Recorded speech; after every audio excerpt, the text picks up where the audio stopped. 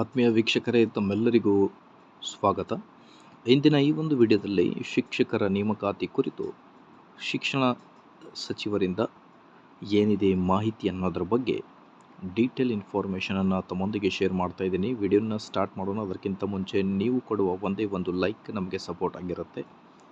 ವೀಕ್ಷಕರೇ, ದಯವಿಟ್ಟು ವಿಡಿಯೋನ ಲೈಕ್ ಮಾಡಿ, ಅದರ ಜೊತೆಗೆ ನಮ್ಮ ಯೂಟ್ಯೂಬ್ ವಾಹಿನಿಯನ್ನು ಕೂಡ ಸಬ್ಸ್ಕ್ರೈಬ್ ಮಾಡಿಕೊಳ್ಳಿ. 10,800 ಶಿಕ್ಷಕರ ನೇಮಕಾತಿ ಮಾಡುವ ಚಿಂತನೆ, ಶಿಕ್ಷಣ ಮತ್ತು ಸಾಕ್ಷರತಾ ಸಚಿವ ಮಧು ಬಂಗಾರಪ್ಪ.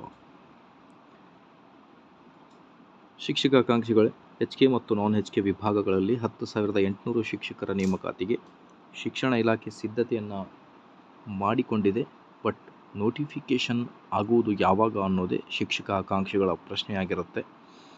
ಮಾರ್ಚ್ 27ರ ನಂತರ ನೋಟಿಫಿಕೇಷನ್ಸ್ಗಳು ಸ್ಟಾರ್ಟ್ ಆಗುತ್ತೆ ಅನ್ನೋದ್ರ ಬಗ್ಗೆ ಕುತೂಹಲದಿಂದ ಕಾಯ್ತಾ ಇದ್ದರು. ಬಟ್ ಇನ್ನೂ ಕೂಡ ಯಾವುದೇ ಅಧಿಸೂಚನೆ ಕುರಿತು ಅಧಿಕೃತವಾಗಿ ಅಫಿಷಿಯಲ್ ಇನ್ಫಾರ್ಮೇಷನ್ನೇ ಬಂದಿಲ್ಲ.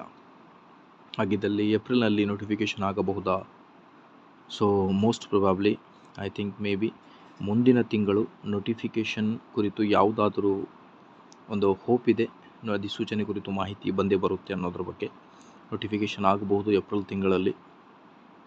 PST, GPSTR ಕುರಿತು HSTR ಮತ್ತು PU ಲೆಕ್ಚರರ್ ರಿಕ್ರೂಟ್ಮೆಂಟ್ ಕೂಡ ಆಗೋದಿದೆ. ಸೊ ಐ ಥಿಂಕ್ ಮೊದಲು PST, GPST, GPT ಕಾಲ್ ಮಾಡಿ, ಅದಾದ ನಂತರ ನಿಮಗೆ HSTR ಮತ್ತು PU ಲೆಕ್ಚರ್ ರಿಕ್ರೂಟ್ಮೆಂಟ್ ಕಾಲ್ ಮಾಡಬಹುದು ಅನ್ನೋದ್ರ ಬಗ್ಗೆ ಒಂದು ಎಕ್ಸ್ಪೆಕ್ಟೆಡ್ ಇದೆ. ಸೊ ಇದೇ ಥರ ಮಾಹಿತಿಗೋಸ್ಕರ like, share and subscribe. Thank you.